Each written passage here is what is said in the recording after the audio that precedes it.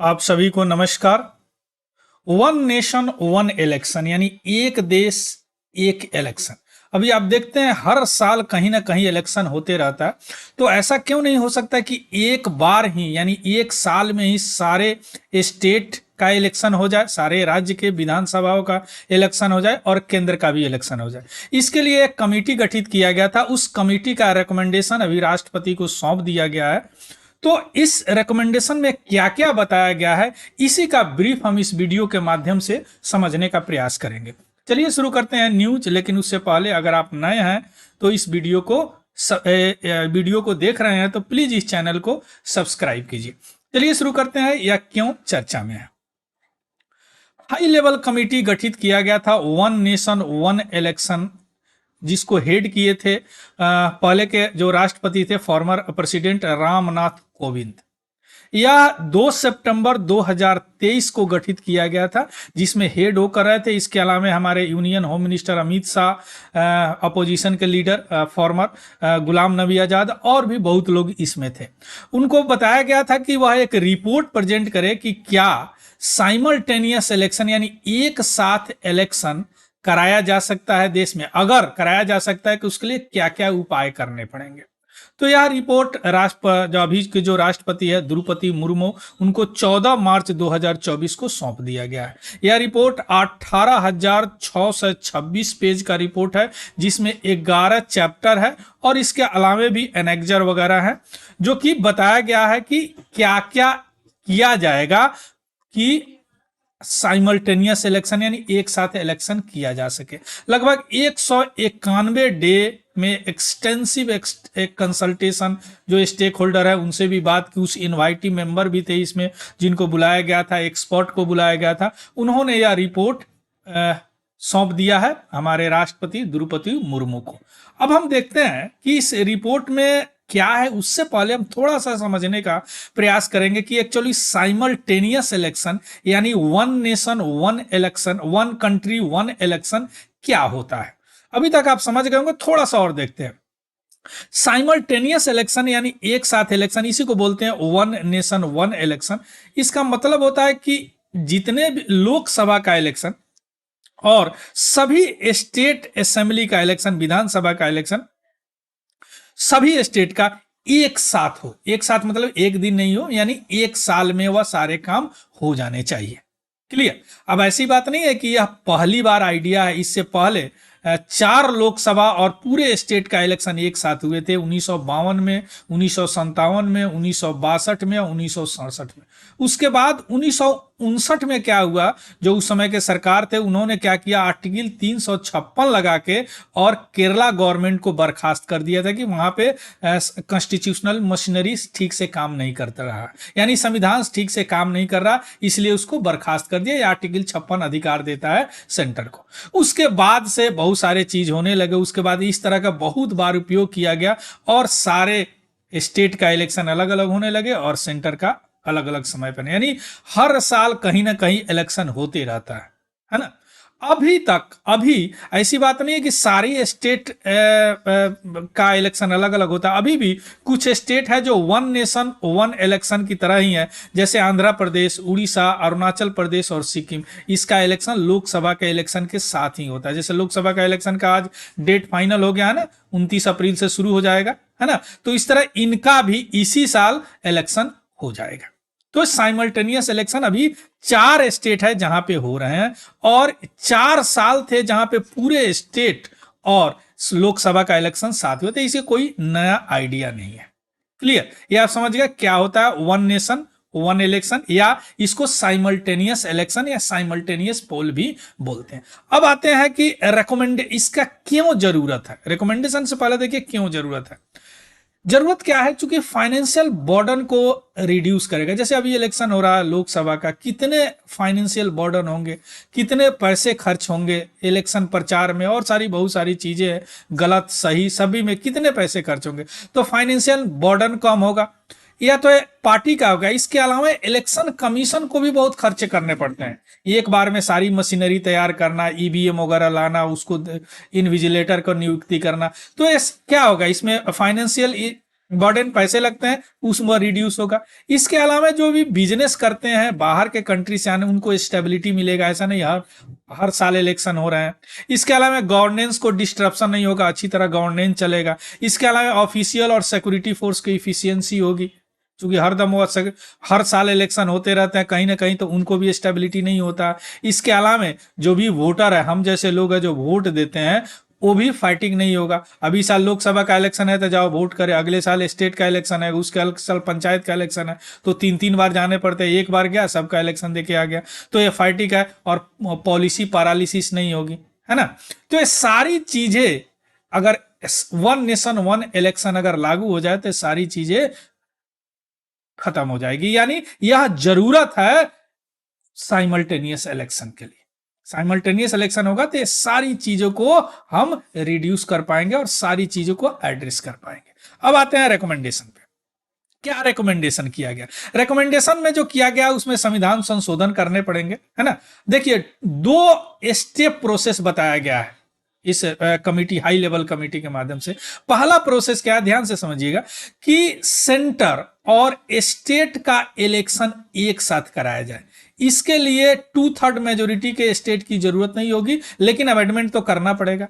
उसके बाद में सेकेंड स्टेप बताया है कि इस इलेक्शन के बाद जितने भी म्युनिसिपैलिटी का इलेक्शन होते हैं जो शहरों में होते हैं, या पंचायत का इलेक्शन जो गांव के इलेक्शन होते हैं, इनको भी जनरल इलेक्शन के साथ एक साथ किया जाए। लेकिन इसके और इसके दोनों के बीच में कम से कम 100 दिन के अंदर में सारे काम करा लिए जाए।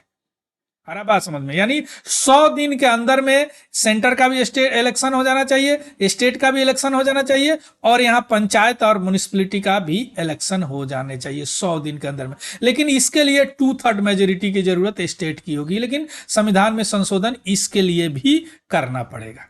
क्लियर। अब सवाल उठता है कि जो 5 साल आप बोल रहे हैं, वह 5 साल का अपॉइंटमेंट डेट कहां से आप लेंगे कि यहां से 5 साल में सारे स्टेट का इलेक्शन हो जाएगा, सारे स्टेट का, इसके अलावा लोकसभा का इलेक्शन होगा। तो ये अपॉइंटमेंट डेट आप कहां से ले रहे हैं, है ना।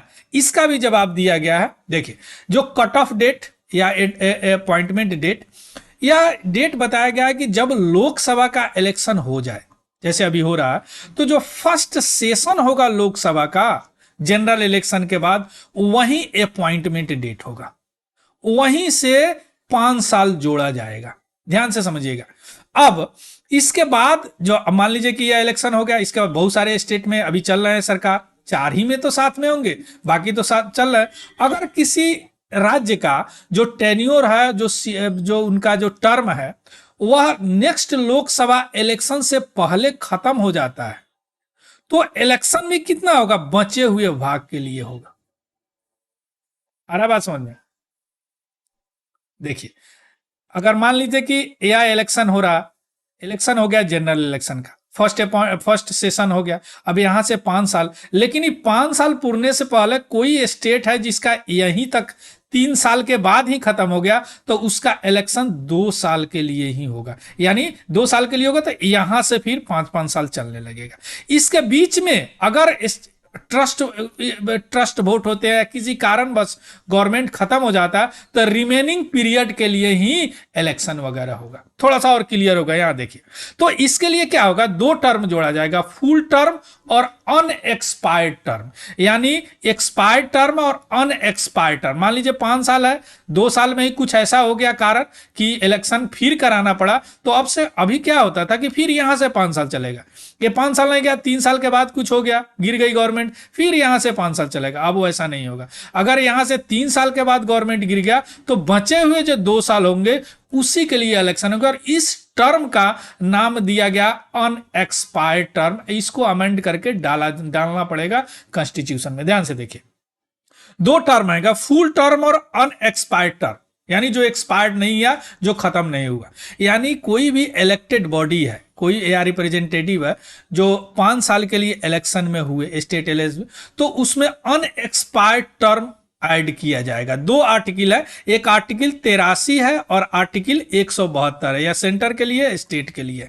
दोनों में यह दिया जाएगा। इसका मतलब क्या हो गया, इसका मतलब हो गया कि जो अनएक्सपायर्ड टर्म का मतलब हुआ कि वह पीरियड वह पीरियड जहां से 5 साल जो पूरा जाएगा वह लिया जाएगा। देखिए यहाँ पे अब स्टेट है, अब 2 साल के बाद ये क्या हो गया, डिजॉल्व हो गया। मान लीजिए किसी कारण बस गवर्नमेंट खत्म हो गया तो इलेक्शन होगा। तो पहले क्या होता था कि इलेक्शन फिर यहां से 5 साल चलेगा, नहीं अब क्या होगा, ये अगर 3 साल है तो 2 साल के लिए ही होगा, 5 साल यहां से। और ये अपॉइंटमेंट डेट कहाँ, first session of general election से जोड़ा जाएगा, तभी तो फिर उसी साल सेंटर के भी होंगे और सारे स्टेट के भी होंगे। क्लियर। तो फुल टर्म और अनएक्सपायर्ड टर्म इसमें जोड़े जाएंगे। क्लियर।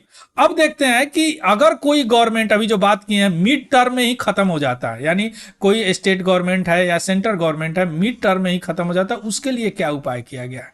तो मिड टर्म में खत्म हो जाएगा तो 2 सिचुएशन हो सकते हैं। एक सिचुएशन हो सकता है कि नया गवर्नमेंट बिना इलेक्शन के फॉर्म कर दे, जैसे कई स्टेट में होता है ना, जैसे गिनने लगा था मुख्यमंत्री बदल के दूसरा रख दिया, फिर वह वहां से चलेंगे, बदल दिया गया है ना, तो नेक्स्ट इलेक्शन नहीं होंगे, है ना। दूसरी बात, वह उस नेक्स्ट इंड तक जाएंगे। दूसरी बात होता है कि अगर गवर्नमेंट नहीं फॉर्म किया गया तो और इलेक्शन भी नहीं हुआ, चुनाव भी नहीं हुआ, तो प्रेसिडेंट रूल लग जाएगा। वह 5 साल तक रहेगा अपॉइंटमेंट डेट या कट ऑफ डेट से, है ना। यानी अप टू या इलेक्शन कमीशन पर है कि वह कैसे करे, लेकिन कट ऑफ डेट से 5 साल के अंदर ये सारे काम हो जाने चाहिए। क्लियर। तभी तो 1 नेशन 1 कंट्री 1 इलेक्शन होगा। आ गया बात समझ में। चलिए अब आते हैं समझ में, अगर जो पार्लियामेंट क्या करेगा, पार्लियामेंट के अंदर आर्टिकल 327 में पावर दिया गया पार्लियामेंट की वह लॉ बना सके रिलेटेड टू इलेक्शन, लोकसभा के लिए भी, राज्यसभा के लिए और स्टेट लेजिस्लेचर के लिए। 3 आर्टिकल में अमेंड करके लॉ बना दिया जाएगा। क्लियर। चूंकि इनमें इलेक्टोरल रोल, डिलिमिटेशन, सारे पावर पार्लियामेंट को दिए गए हैं, तो इस आर्टिकल 327 से वह इसको बना सकता है। क्लियर। अब एक सवाल उठता है कि क्या फेडरलिज्म जो संघीय व्यवस्था है उसको तो कहीं घाटा नहीं होगा, चूंकि यह बेसिक स्ट्रक्चर में है, तो क्या होगा, सुप्रीम कोर्ट इसको नल एंड वॉइड कर देगा, इस अमेंडमेंट को लेगा ही नहीं। देखिए थोड़ा सा फेडरलिज्म देखिए, फेडरलिज्म जो होता है संघीय व्यवस्था होता है, लेकिन हमारे यहाँ जो संघीय व्यवस्था है ना वो सेंटर की तरफ थोड़ा सा झुका हुआ है।